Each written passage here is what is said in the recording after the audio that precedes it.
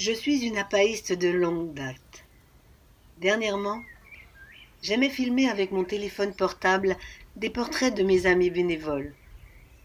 Mais pour ce film anniversaire, on m'a confié une caméra. J'ai accepté ce défi sans vraiment me rendre compte de son ampleur. Et j'ai appris seul, en faisant, comme j'ai pu, au gré de mes rencontres avec celles et ceux qui font vivre l'APA, pour tenter de rendre compte de son histoire et de son fonctionnement. Dans son livre, Le mois des demoiselles, Philippe Lejeune évoque dans le jardin de Michel Vanet les premiers projets de l'association élaborés la veille. La nuit tombe, nous sommes 7 sous les arbres, près des rosiers et des fraisiers, assis autour d'une table couverte des restes du buffet de midi. La journée d'autobiographie a eu lieu. C'était réussi, je crois. Plaisir de faire se connaître entre eux, ceux qu'on connaît, c'est une chaîne d'amitié. On a essayé de s'organiser pour agir.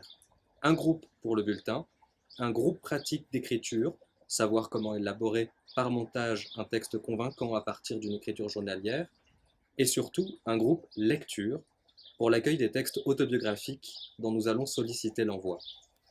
Me revoilà dans les appels, mais cette fois pour l'association. En fait, ça se mélange un peu dans ma tête, la recherche sur les jeunes filles et l'association.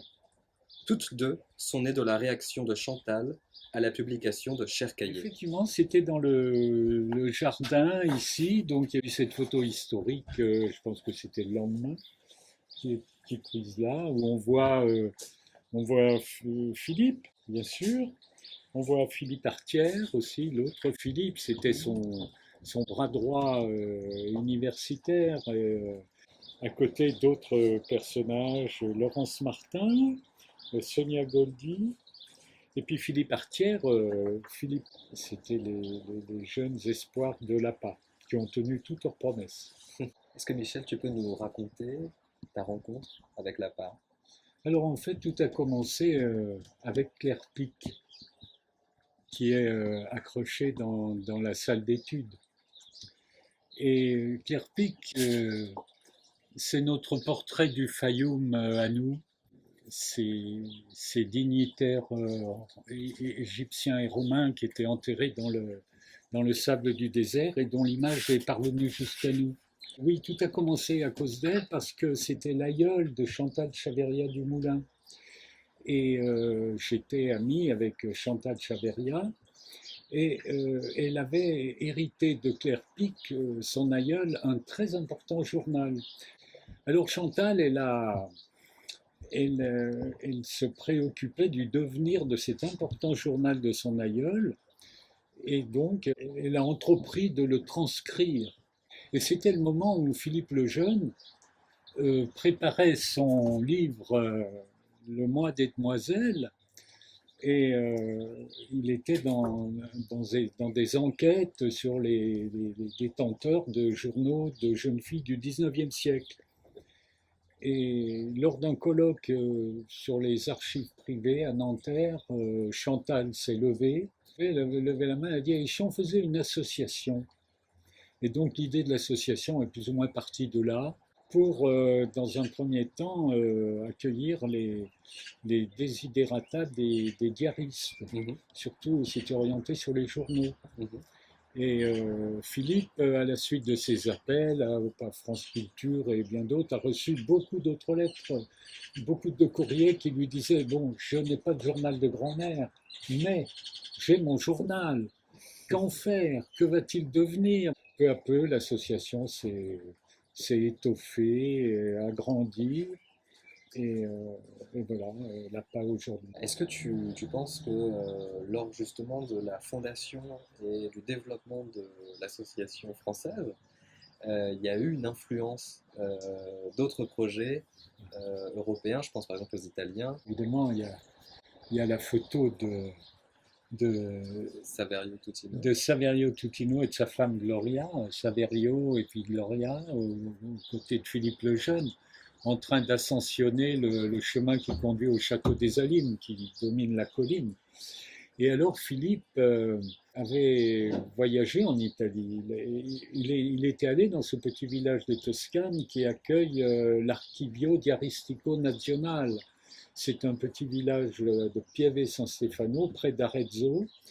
Et là, Saverio, qui était un très grand personnage, grand journaliste, reporter à l'UNITA, et il avait l'idée de cette archive nationale des écrits populaires. Et il avait eu la conscience, et il a cette formule magnifique, Saverio Tutino, d'un peuple de l'encre. Et alors, Philippe a visité l'Archivio, évidemment, et il a été très séduit. Et il y a des pièces étonnantes qu'il déployait pour la fête de l'Archivio. Alors, qu'est-ce que c'est que cette fête? C'est un concours d'autobiographie. Alors, évidemment, Philippe avait été un peu réticent, Philippe le Jeune, à l'idée d'un concours. Qu'est-ce qu'on allait récompenser? Celui qui avait la plus belle vie, celui qui... Et puis, bon, le texte qui recueille le plus de suffrages de je ne sais quel jury est édité. Mais enfin, tout le monde est fêté sur la petite place du village. C'est présenté, animé, c'est merveilleusement fait et humain. Si je comprends bien, l'appel est venu à toi par l'intermédiaire de Chantal. Oui, D'abord. oui. Il connaissait la médiathèque d'Ambérieu, Chantal, que je connaissais par Charles Juliet, est venu me voir, a eu l'idée, et puis Philippe a été séduit aussi. Et donc, elle s'est installée dans les locaux de la médiathèque d'Ambérieu. Oui, oui, oui. Est-ce que d'ailleurs ça a été évident pour toi d'avoir cette double casquette à la fois de responsable de la médiathèque et en même temps de pilote en quelque sorte quand même des débuts de l'association? Oui, alors tant qu'il y avait 80 membres la première année, c'était jouable. Après, c'est monté quand même assez vite, 150, 200, 400, 500, 800 membres de l'association. Et là, c'était plus possible d'assurer. Je n'étais pas seul, bien sûr. Au début, il y avait Chantal, et puis il y a eu des bénévoles qui se sont adjoints. Mais arrivé à un certain stade, il a fallu recruter pour faire un travail de secrétariat, d'archiviste aussi. Mais elle était secrétaire, Christine Coutard. Oui. Ouais, et justement, est-ce que tu te souviens un peu du profil des premiers adhérents? Les tout premiers, hein, la première année, ça a été surtout des diaristes. Alors donc, très vite, ces gens, ils se sont ils ont constitué le noyau dur de la PA. Ils arrivaient avec leur, comment dire, leur naïveté, leur étonnement d'être en société, alors que l'écriture personnelle isole plutôt. Et donc c'était très attachant de voir ce premier cercle se constituer. Assez vite, les cercles de lecture se sont constitués, parce que c'était un moment important. Il fallait que les textes soient lus. Bien sûr, ouais. Et puis la grande famille des diaristes du début, elle s'est étoffée des auteurs de récits de vie. Comme tu le sais, il y a ces deux familles. Alors, j'ai rencontré l'APA par une amie d'enfance, Sonia Goldi, qui un jour, donc c'était en 92, m'a dit je vais à un week-end où on va créer une association pour l'autobiographie. Voilà, c'est Philippe Lejeune qui organise ça. Et moi, donc à l'époque, j'étais une jeune prof de français. Et je connaissais Philippe Lejeune parce que j'avais lu le Pacte autobiographique quand j'étais en Cagne. Et l'autobiographie m'intéressait. Et donc j'ai dit, mais c'est super, je viens avec toi. Et voilà comment je me suis retrouvée à Ambérieu-en-Bugey ce 25 juin 1992 pour la création de l'association pour l'autobiographie et le patrimoine autobiographique. J'y ai rencontré des gens qui partageaient le même intérêt que moi pour les écrivains qui pratiquent l'autobiographie, qui avaient eux-mêmes une pratique d'écriture autobiographique. Et donc du coup, je me suis engagée dans le groupe d'écriture que Dominique Perru a monté à ce moment-là. Il y avait Philippe Lejeune, Elisabeth Sepet, Jacqueline Brisson. On se retrouvait souvent chez Jacqueline Brisson. Et voilà, on lisait ensemble des textes autobiographiques. Ensuite, j'ai rejoint en fait la Faute à Rousseau, qui était donc la revue de l'APA. Le responsable de la publication, c'était Philippe Artière, hein, qui est devenu un ami. Et voilà, c'était les débuts héroïques de la phare. Voilà, je me souviens, on bricolait la phare avec la photocopieuse. Enfin bon, c'était très artisanal. Et en même temps, c'était des échanges extrêmement riches. Voilà, c'est assez passionnant de participer à une revue. C'est un sport collectif. Hein, donc, lorsque Philippe eut l'idée de travailler aux côtés de Chantal Chaveria à la création d'une association de diaristes, eh bien, il lui conseilla de me joindre et j'étais donc parmi les 18 qui se trouvèrent le 18 novembre 1992 à souhaiter la création de l'association. Très vite, Philippe nous a engagés dans l'action. Les réunions se succédaient et un jour, Philippe n'a même pas craint de dire que nous étions en train d'apprendre le métier de journaliste. Alors, bien confiant dans nos nouvelles responsabilités, on avait vraiment un grand désir de travailler et on se voyait souvent et c'était assez merveilleux parce qu'on avait l'impression de marcher tous ensemble avec l'objectif de faire connaître l'APA et les possibilités riches qu'offrait le journal intime. Et c'est ainsi que nous devînmes les créateurs de la Faute à Rousseau, qu'une bonne partie de notre activité fut consacrée désormais à réunir les articles qui constitueraient les numéros de la Faute à Rousseau. Alors, voici le premier, fait avec les moyens du bord, de simple papier renéoté et agrafé. Et puis, déjà, le numéro 7 est plus élaboré. On voit bien l'intérêt porté sur les jeunes années. Voilà. Et puis, au fil du temps, ces albums devenaient de plus en plus soignés. Chacun apprenait son métier en même temps. Le rire de soi, rire des autres, oui, on abordait un peu tous les sujets. On était de plus en plus artistes, plutôt, nous dirons. Nous étions un groupe de lecture et beaucoup d'entre nous souffraient un peu. Ils étaient là, ils avaient été en attente d'un lieu où écrire et où se faire entendre, et c'était pas tout à fait ce que l'on vivait.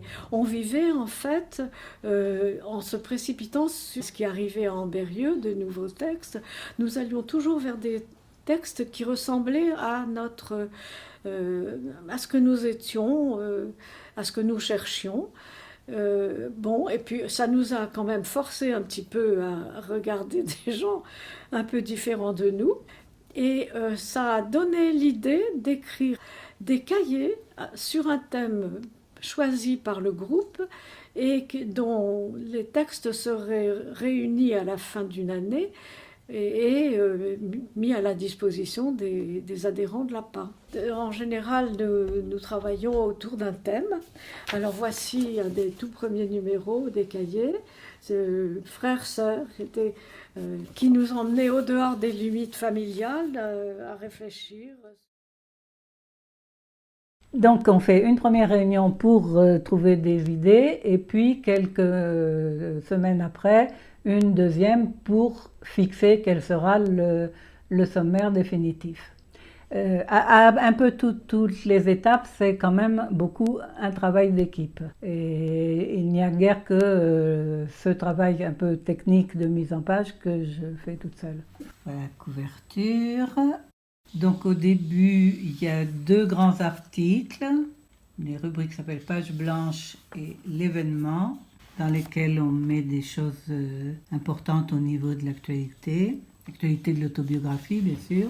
Ensuite commence le dossier et puis vers le milieu, nous avons une rubrique qui a été ajoutée récemment qui s'appelle Fonds APA. Dans chaque numéro, On met en valeur un texte ou un ensemble de textes déposés à l'APA en mettant des extraits assez longs, puisque cette rubrique fait environ une quinzaine de pages. La personne qui a écrit ce texte s'appelle Christiane Buré-Cohen. Là, il y a son arbre généalogique, la famille des Buré et des Cohen de l'autre part, qui étaient des Français d'Algérie. Et en fait, à la fin, la dernière partie de la revue, ce sont des chroniques, c'est-à-dire des sortes de notes de lecture sur des livres récemment parus et qui ont évidemment un rapport avec l'autobiographie. Et enfin, tout à la fin, il y a quelques petites infos sur la vie de l'association, les différentes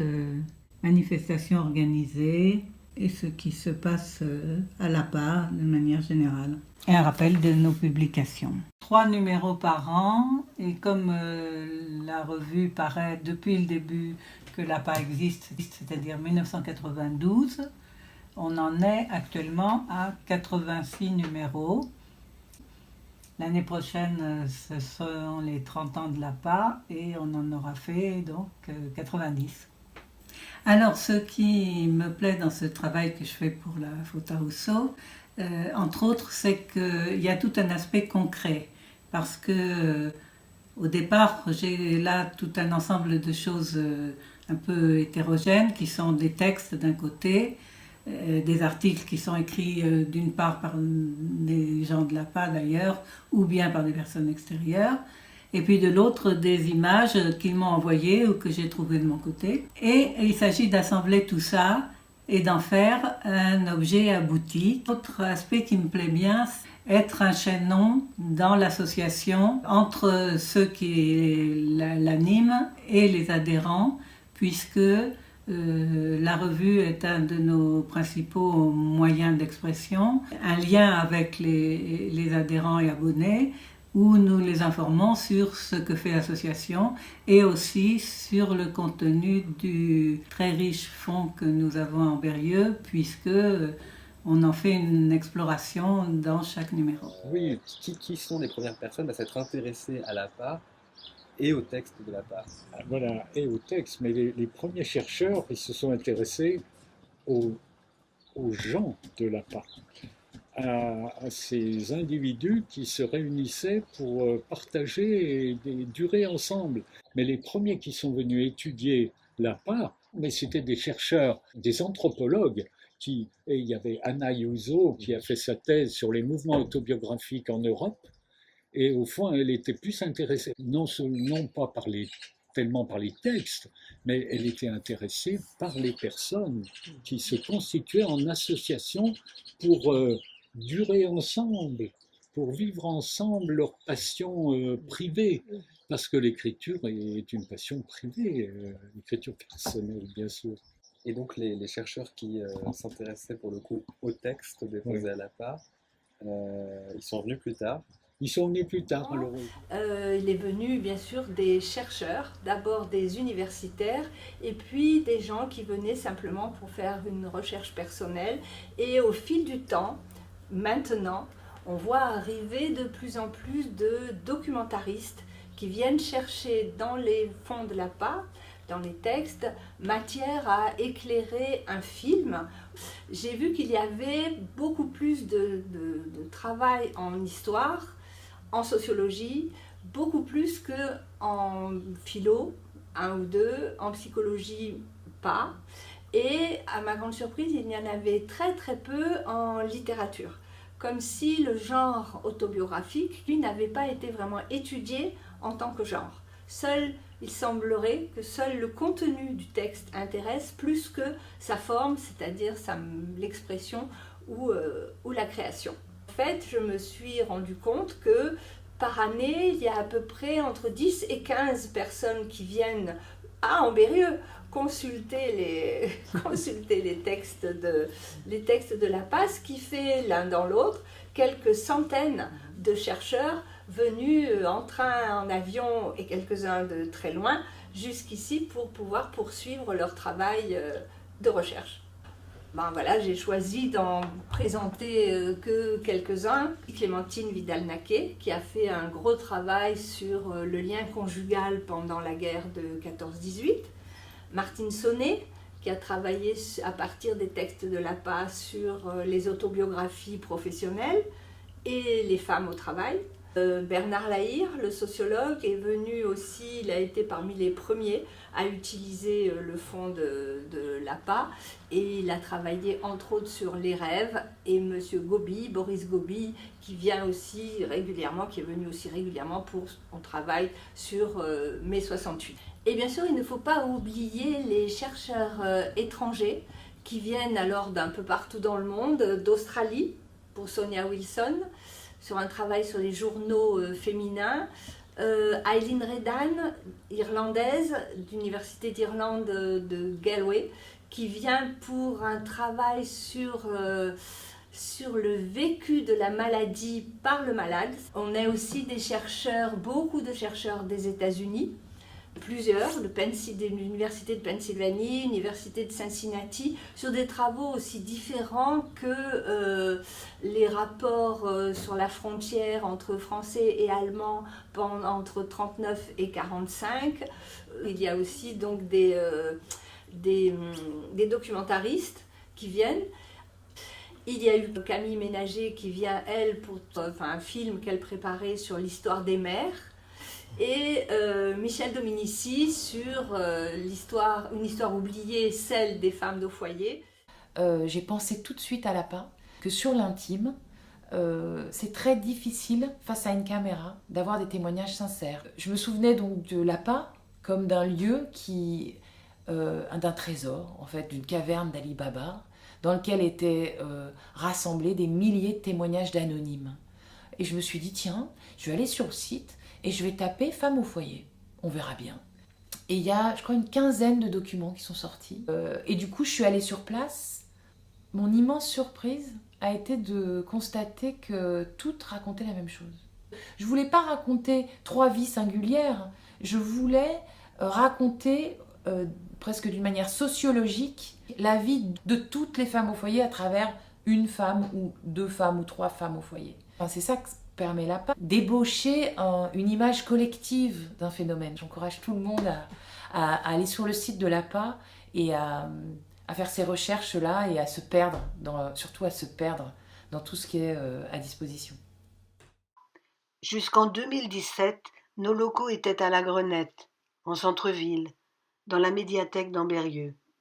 Faute de place, il a fallu déménager et s'installer dans les locaux neufs des archives municipales d'Ambérieu, assez loin du centre-ville, rue Panhard. Florian nous fait visiter. Voilà, dans ces rayonnages sont conservés les 4000 documents qui ont été collectés par l'association durant ces 30 dernières années. Les documents sont classés par ordre d'arrivée, tout simplement, avec là aussi des volumes qui peuvent varier d'un dépôt à l'autre. Parfois, le dépôt se constitue simplement de quelques feuillets, et parfois, ce sont des volumes beaucoup plus importants. En fait, au sein d'un dépôt, on retrouve généralement au sein de la boîte un certain nombre d'éléments. Évidemment, le texte. Alors là, ici, c'est un original, donc on l'a évidemment en un seul exemplaire. C'est un document manuscrit. Voilà, donc assez ancien. Il date de 1899.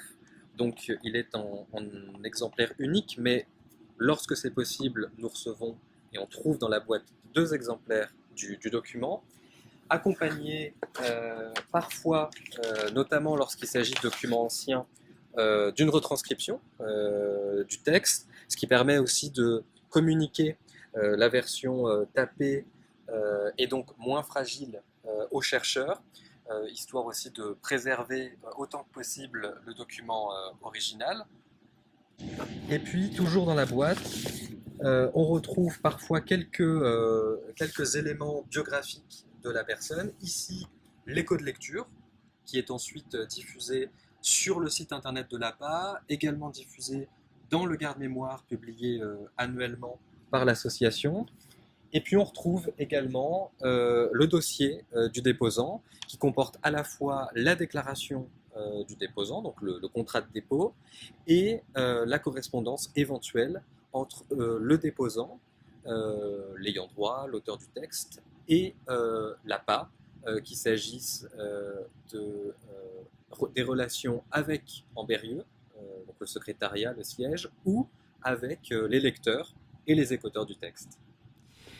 Oui, je pense qu'une manière intéressante justement de découvrir l'APA, c'est de s'intéresser au circuit des documents lorsqu'ils arrivent ici à Ambérieux, au siège de l'APA, puisque on commence d'abord par les enregistrer dans la base de données, vérifier que ce sont des documents autobiographiques, qu'ils sont inédits.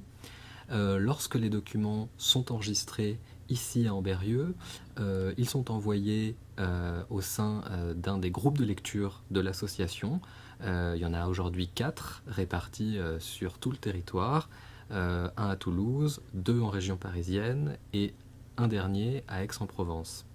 Au sein de ces groupes de lecture, chaque texte envoyé est lu et au terme de la lecture est rédigé ce qu'on appelle à l'APA un écho de lecture. Et lorsque les textes sont écoutés, ils retournent ici, à Ambérieux, où ils sont ensuite conservés dans des conditions de conservation optimales au sein du magasin d'archives qui est situé à quelques pas d'ici et qui est partagé avec les archives municipales d'Ambérieux. Au cœur de l'APA, les groupes de lecture accueillent, avant archivage, les textes déposés. J'ai filmé le groupe de lecture Paris 1 créé en 1992 et auquel participe Philippe Lejeune. Les textes y sont répartis, les échos de lecture sont ensuite lus à chaque réunion et validés par le groupe après discussion. Alors, pour moi, donc, je suis restée depuis maintenant presque 25 ans, ou même un peu plus, dans ce groupe de lecture. Et c'est vrai que je me présente toujours comme, dans le cadre de l'APA, comme une lectrice. C'est pour moi le cœur de l'APA, la lecture et ces réunions de groupe lecture. C'est très particulier. C'est une expérience qui est très difficile à partager, à faire comprendre, mais qui est vraiment essentielle. Ces lectures et ces échos de lecture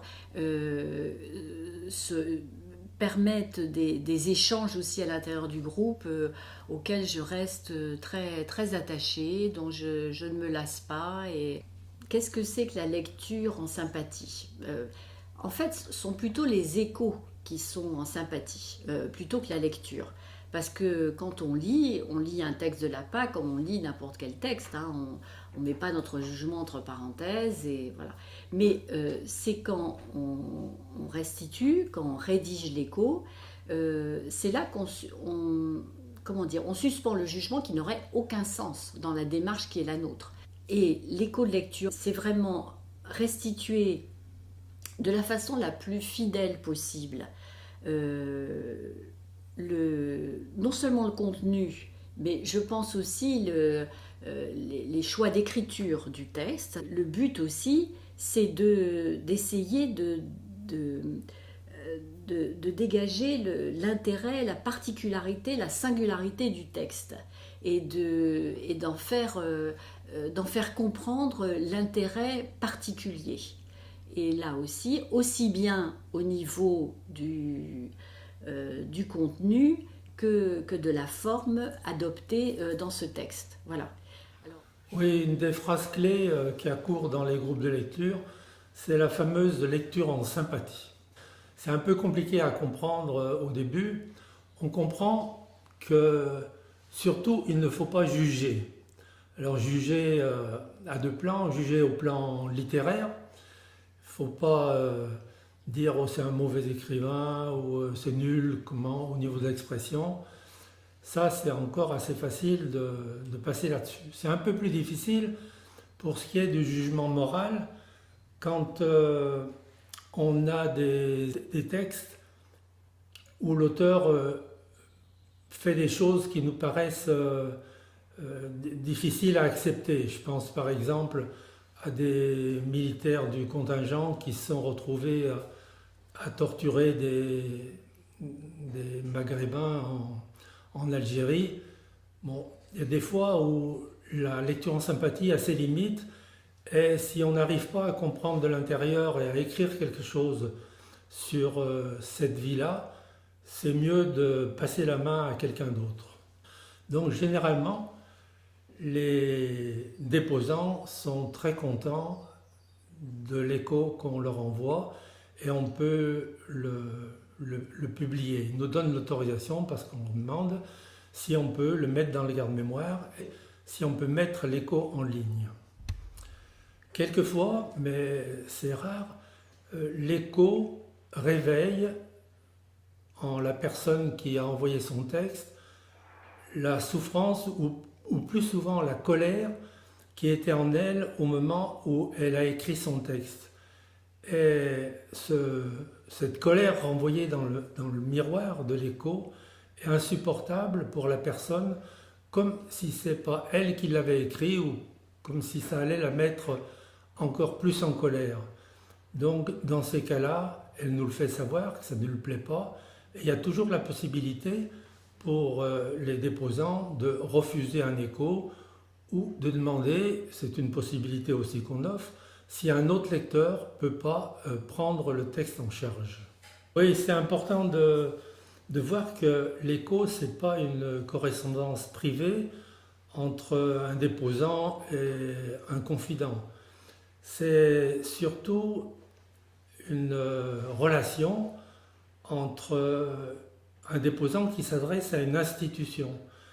Et cette institution, elle est représentée par le groupe de lecture, par plusieurs lecteurs qui prennent connaissance de ce texte.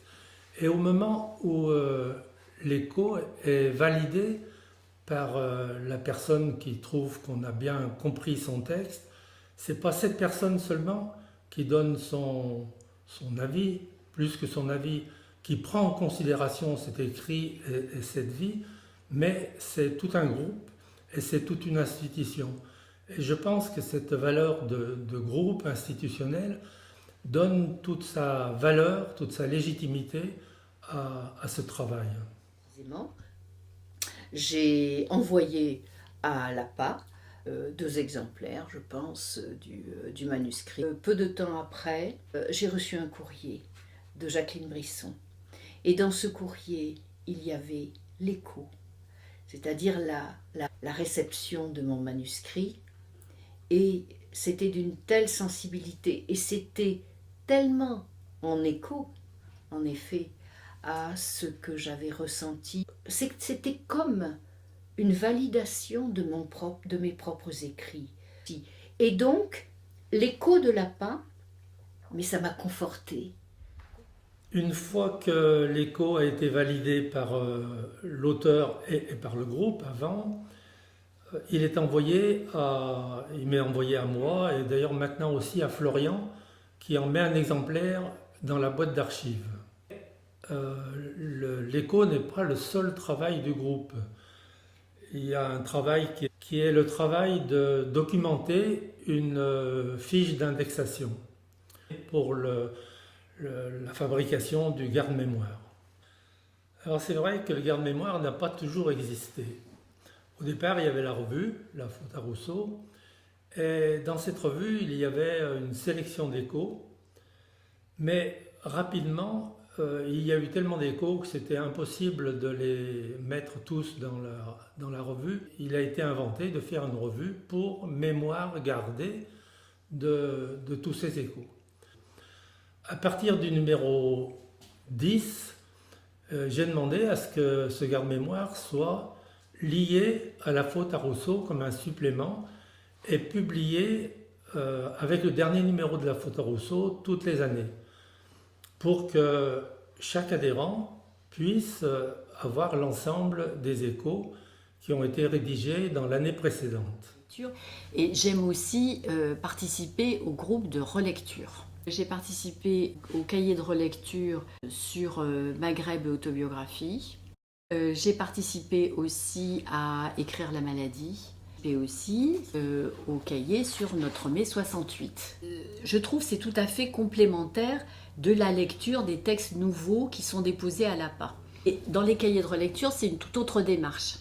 Et ça a été la première quand même initiative de l'APA pour répondre à une demande qui nous est faite, et bien heureusement très souvent, comment lire, parce que tout le monde ne peut pas aller à Ambérieu, s'installer à Ambérieu pour lire les textes. Et ce qui est très intéressant, bien entendu, c'est de lire donc toute une série de textes sur le même thème. Ce cahier, pour moi, est particulier, parce qu'il a donné lieu à un échange de textes avec nos amis des associations allemandes, belges, italiennes, pour nos publications respectives.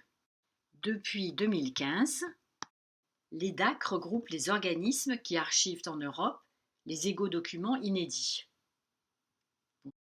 Peu à peu, l'idée est venue de créer une collection basée sur les archives de l'APA. Comment leur donner une audience un peu plus large ? Eh bien, l'idée est de partir d'une thématique précise, l'amour, les femmes dans la guerre, qu'un chercheur, une chercheuse, en général des apaïstes, mais pas forcément, plonge dans le fond de l'APA et avec cette idée en tête, constitue un corpus d'une dizaine de textes ou d'extraits de textes sur cette thématique précise. Des adhérents forment des groupes en région, à Lyon, Nantes, Paris, Toulouse, Genève, Lausanne. Ils organisent librement leurs activités. J'ai participé au groupe Paris 4, animé par Simone Ferradou pendant plus de 10 ans. On y lisait des textes écrits chez nous et échangions sur les livres autobiographiques que nous avions aimés. Je trouve que dans ce texte, sur cette lettre, tu as un ton beaucoup plus libre, beaucoup plus décontracté, évidemment, qu'avec c'est joyeux. Oui. Et puis, je suis absolument sidérée par une vie bourgeoise, avec des parents bourgeois, au camp des éclaireurs. C'est très... Enfin, moi, j'étais heureuse de te retrouver. Aujourd'hui, je suis devenu l'animateur de ce groupe. Nous, groupe libre, parce qu'on y échange sur nos lectures, nos centres d'intérêt. On se fait des programmes, c'est-à-dire qu'on sait un peu à l'avance ce qu'on présentera à la fois suivante, de façon à pouvoir s'y intéresser avant. Et il nous arrive, ça nous est arrivé récemment, d'inviter un auteur d'un livre qui nous intéresse.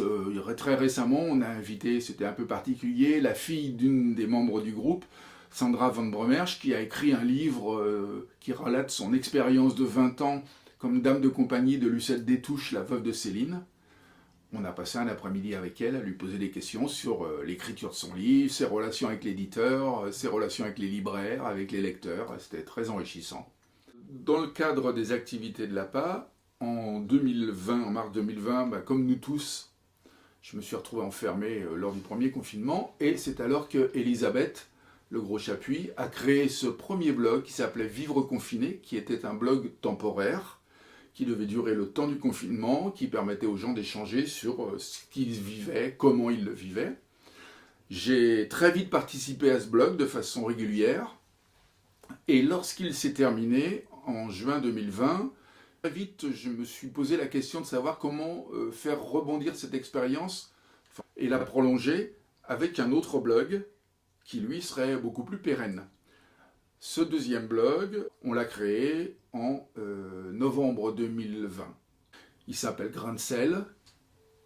Et voilà. Et depuis, il dure et on en est à aujourd'hui presque bientôt 400 billets échangés. J'ai été rencontrer le groupe de Genève. Nous sommes une quinzaine de personnes qui se rencontrent à peu près toutes les 6 semaines. Le principe, en fait, est d'alterner entre des des lectures de textes courts que nous préparons sur des thèmes prédéfinis. C'est la séance qui suit. Normalement, on a soit un invité, soit c'est un membre du groupe qui présente un livre ou une démarche liée à l'autobiographie. Donc, ce jour-là, Huguette Junot a rappelé le lourd travail et le plaisir d'organisation des Journées de l'APA à Genève. Les conférences, les spectacles, les visites et les repas furent une réussite. Je vous présente donc les cahiers de l'APA, juin 2016. Et la spécificité de ce cahier, c'est que ce sont des lectures du fonds APA, qui reflètent tout à fait, si vous voulez, et la position des Suisses par rapport à la dernière guerre, les idées aussi de la France par rapport à la Suisse, et à travers ceci, on a découvert beaucoup de choses. Ce cahier, en tout cas pour moi maintenant, est tout à fait en miroir avec maintenant. La Suisse a cassé si vous voulez, sa neutralité cette fois-ci et s'est alignée avec l'Europe pour la guerre en Ukraine. Vous voulez ce cahier par rapport à ce qui est en train de se passer maintenant est encore plus fort, à mon humble avis. La réunion s'est achevée dans la bonne humeur, un verre de champagne à la main. J'ai rencontré aussi le très actif groupe local de Toulouse. Nous avons eu à cœur très très vite de faire connaître l'APA en région et donc d'organiser des rencontres sur l'extérieur, des présentations dans des librairies. À ce titre-là, Marie-Hélène Roch, qui nous a quittés aujourd'hui, et avait très à cœur de cette ouverture, de faire connaître l'APA, de transmettre les objectifs de l'APA en région. Le groupe a réalisé en 2006 un séminaire Écrire le moi aujourd'hui et en 2013 le séminaire Je au travail avec des tables rondes, des ateliers et des lectures à voix haute de textes sur le travail du fonds de l'APA. Le groupe écrit et publie beaucoup. En 2015, un père passe et manque. En 2016, un cahier, Jeux à l'œuvre, sur le thème de la création. En 2021, la publication d'un carnet, la page autoportrait, et d'un carnet images et autobiographie, avec des articles sur des films, des livres, des expériences personnelles sur ce thème. En 2022, les apaïstes Alexandra Borsari et Dominique Martre présentent leurs journaux de voyage.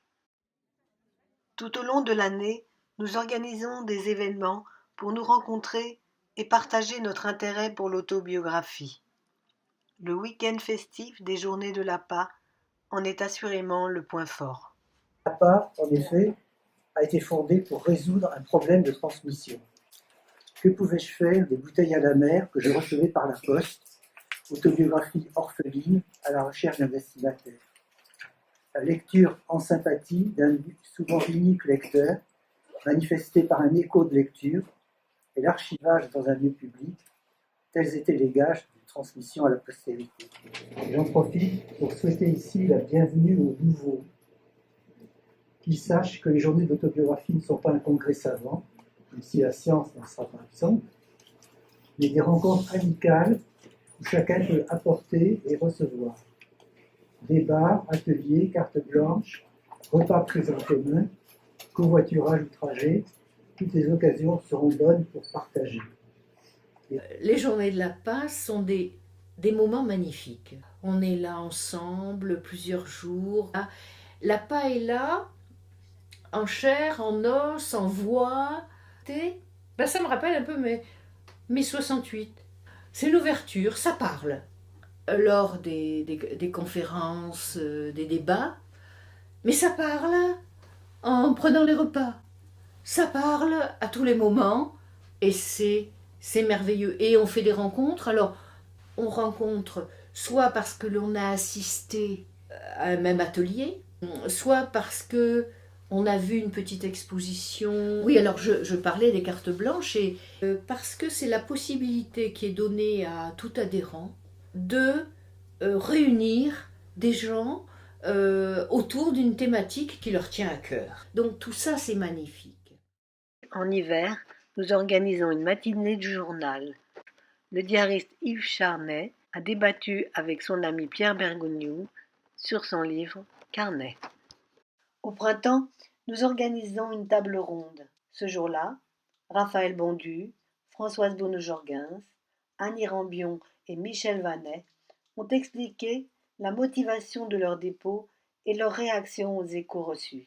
Le public dans la salle a posé de nombreuses questions et donné à son tour des témoignages particulièrement émouvants. À l'occasion des 30 ans de l'APA, une petite équipe a conçu et fait réaliser des panneaux d'exposition sur notre fond.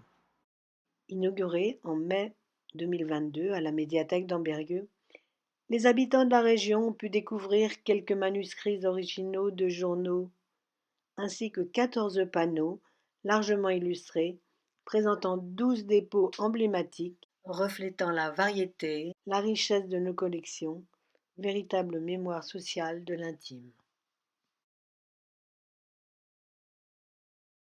Une autre équipe s'est chargée de concevoir et faire publier un livre illustré qui présente l'histoire de l'association en rassemblant des témoignages des membres fondateurs, de personnalités ayant collaboré avec l'APA et de textes du fond. Notre association nationale Loi 1901, reconnue d'intérêt général, a pour président actuel Philippe Lejeune. Elle fonctionne grâce à un conseil d'administration, un bureau, un archiviste salarié et à la forte implication de ses bénévoles. Les besoins de financement, qui reposent avant tout sur les cotisations de ses adhérents et de la ville d'Ambérieu pour ses locaux, nécessitent des soutiens actifs comme celui de la Fondation La Poste. La rencontre avec l'APA, elle aboutit forcément à un soutien de notre part, puisque cette association est très engagée sur l'écrit, le témoignage de l'écrit, sa transmission, son partage. C'est pour cela que nous sommes très heureux de nous associer à son activité ainsi qu'à son anniversaire en 2022. J'ai tout donné à l'APA. Oui.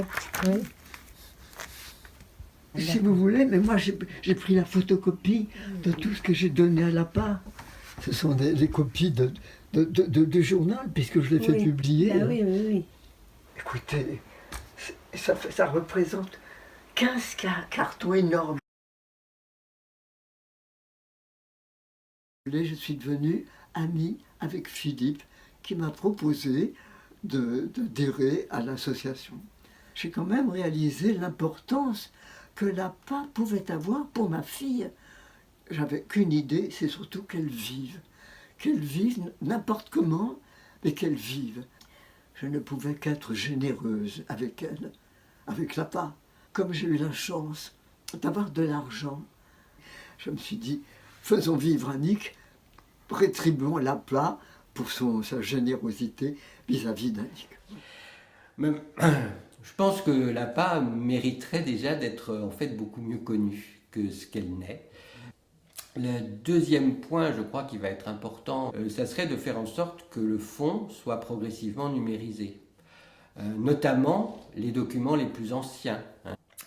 Ensuite, il y a une autre grande idée pour l'avenir, une idée que Philippe Lejeune a souvent mise en avant, c'est qu'il faudrait que nous ayons en France une maison d'autobiographie, c'est-à-dire un lieu qui soit vraiment un lieu accueillant, pas seulement des archives comme le sont nos archives en Berrieux, mais un lieu dans lequel il y ait également des salles de réunion. Pourquoi pas d'avoir un petit musée dans lequel on présenterait une partie des documents de l'APA, même pourquoi pas avoir des zones permettant des résidences. Il faut chercher les opportunités, on y travaille, nouer des partenariats, notamment on essaye de développer des choses dans la région Rhône-Alpes, puisque c'est la région d'Ambérieu. Ça pourrait être un petit peu central par rapport à ce que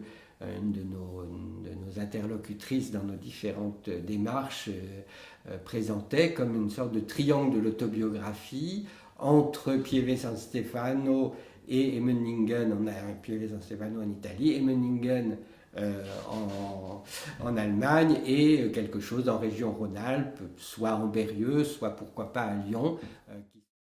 L'APA est à l'image de Philippe le Jeune. Son engagement passionné, sa culture, son humanité changent nos vies de façon singulière. Dans un climat amical, il incite chacune et chacun à donner le meilleur de soi-même. Les gens à l'APA sont concernés naturellement par la vie des autres. Et lire les textes, en faire les échos, etc., je trouve que c'est extraordinaire. Et toujours en sympathie, comme on dit. Et ça, c'était très fort. Et quand j'ai rencontré Philippe le Jeune, qui m'impressionnait beaucoup, mais qui m'a tellement dit de belles choses tout à fait simples et naturelles, que c'est devenu vraiment comme un frère. C'est tellement fantastique que Philippe ait créé l'association et qui permette à tout le monde de vivre au-delà de la mort. Voilà.